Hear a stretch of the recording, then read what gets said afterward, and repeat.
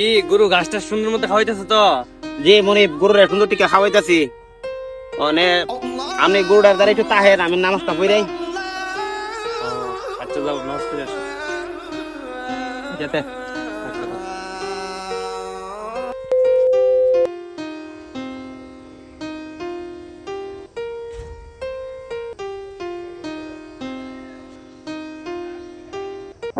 কতক্ষণ হয়ে গেছে গেছে গুড়ের কেমনে লাহুম? সব মানুষ বাড়ি দিতেছে নামাজ থেকে, হ্যাঁ বাড়ি দিতেছে না। মসজিদে যায় বয়া বয়া জিরা হস কামলায়।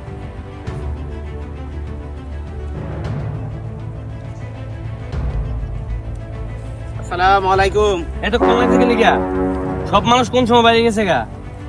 মনিব, আমি মসজিদে ঢুকছি কিন্তু আমাকে বের হতে দেয় না।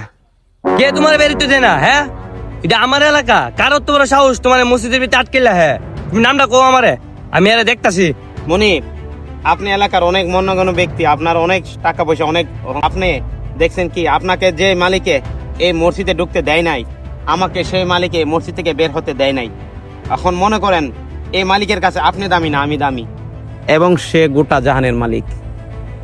মাশাআল্লাহ গুলাম, তুমি তো অনেক সুন্দর করে যুক্তিটা কথাটা বলছো।